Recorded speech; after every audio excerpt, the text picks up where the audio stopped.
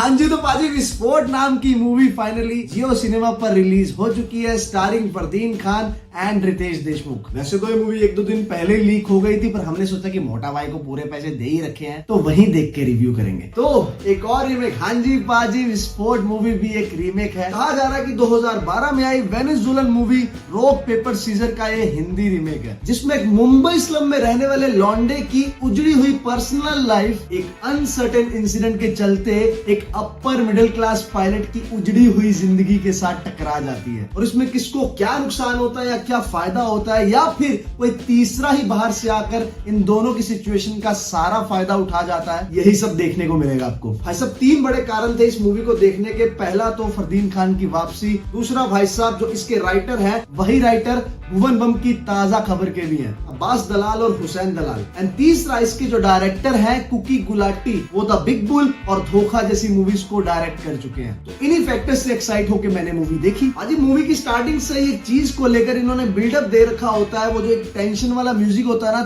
Through out the movie वो continuously बजता रहता है, डन डन डन, जो बार बार एहसास दिलाता है कि पक्का कुछ बड़ा पंगा होएगा भाई। अगर आपने मनोज वाजपेयी की ट्रैफिक मूवी देखी है तो इसको आप उसकी वो टेंस सिचुएशन और प्लॉट के साथ भी कंपेयर कर सकते हो। और वो जो बैकग्राउंड में कंटिन्यूसली टेंशन वाला done done done over loud music बजता रहता है ना यार, आपको इरिटेट करने लगता है कहीं ना कहीं। मैं उस टेंस सिचुएशन में कहीं ना कहीं घुसना भी चाहता हूं, पर वो जो लाउड म्यूजिक ऊपर से आता है ना, वो मेरा पूरा कनेक्शन तोड़ देता है। इसके चक्कर में ये जो टेंशन हमें फील करवाना चाह रहे हैं वो फील ही नहीं होती। 48 मिनट्स टू बी प्रिसाइज, पहली बार आपको वो टेंशन वाली सिचुएशन फील होती है, और जैसे फिर मैं उसमें इन्वॉल्व होने की कोशिश करता हूँ, फिर से वो ड्रामेटिक म्यूजिक आ जाता है, और इसमें एक वो सूडो फेमिनिज्म वाला लेयर भी देखने को मिलता है कि मतलब लड़की धोखा दे फिर भी वो लड़के पर रोब झाड़ सकती है। ओह, इट्स हर चॉइस। अब जिस चीज के लिए इतना बिल्डअप दिया होता है वो तो शॉर्ट होने लगता है, पर उतने में ही दूसरी चीजें बिगड़नी शुरू हो जाती हैं। कुल मिला के एक टेंशन जाती है तो दूसरी आ जाती है, और दूसरी जाने लगती है, उसके चक्कर में तीसरी आ जाती है। टेंशन पे टेंशन, सुपर एग्जैजरेटेड टेंशन, पर वो टेंशन ऑडियंस को महसूस नहीं होती। यार ये मूवी ने मेरे दिमाग को जरूर टेंशन में डाल दिया। जिसने भी इस पिक्चर का नाम सोच के रखा है विस्फोट, बिल्कुल सही सोच से रखा है कि ऑडियंस पर टेंशन का विस्फोट